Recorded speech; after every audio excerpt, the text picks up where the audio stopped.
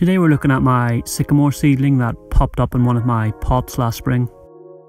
I showed this before in the video I did on the various seedlings I had, so maybe you remember it. Either way, it grew like crazy.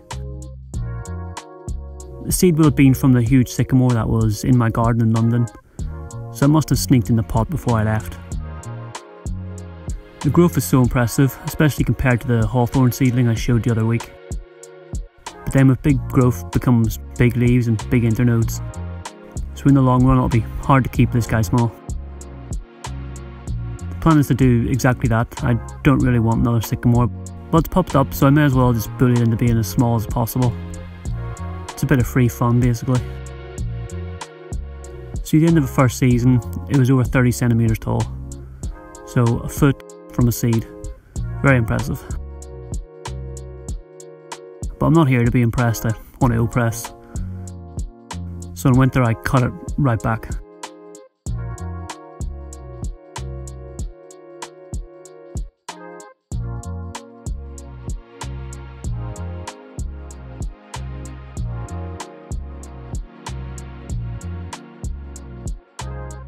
On the bit I cut off you can see how all the buds cluster together. If these all grew out it would cause horrendous inverse taper and a big whorl. So that just shows you the type of growth I'm up against here. In March the buds started to swell, so time to get it out of there and into its own pot.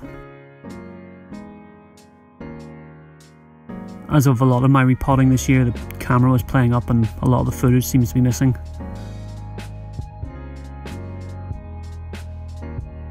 But you can see here the roots grew crazy strong and pretty much took over the pot it decided to grow in.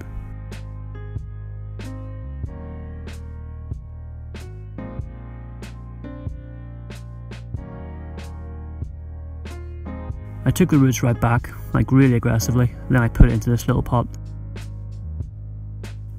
Normally when I put a tree in a pot this size I'm annoyed that it's going to slow the progression down, but this time it might actually help me for once.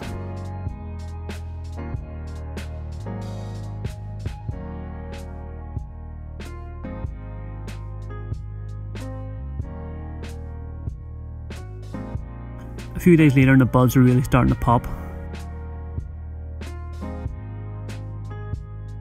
Once they finally opened, I decided to use a Japanese maple technique called bud pinching. Basically you remove the buds in between the first set of new leaves. Slight overkill with these pruners here. It's just normally done on a healthy maple to build ramification. This tree is also in the Acer family, so hopefully it should work. As it's such an aggressive and coarse grower, I thought this might just take the wind out of its sails.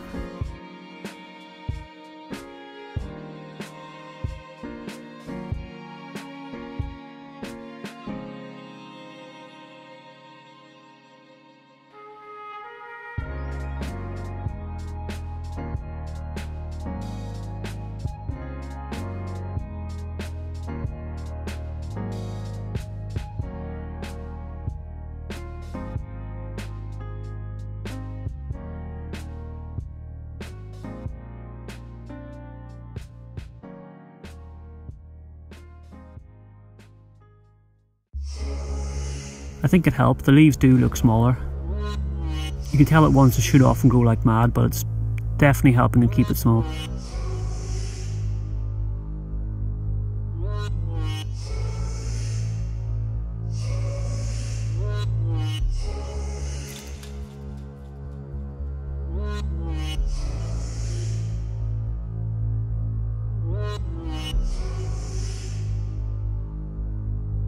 In July I could do with a trim. I really want to stay on top of this tree and I really want to stop it doing what it wants to.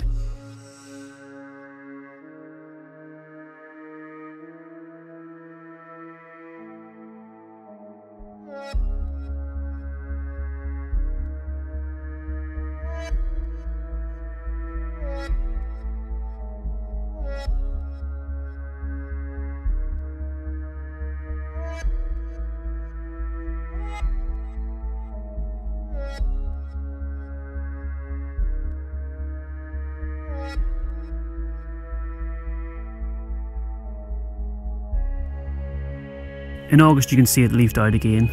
I need to be careful I don't keep weakening it so much it dies.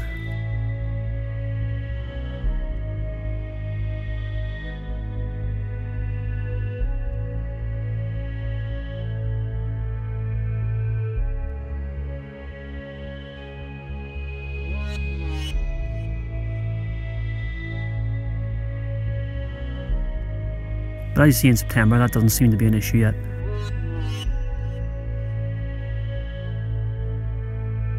So I'm going to leave it now and we can start this all again in the new year.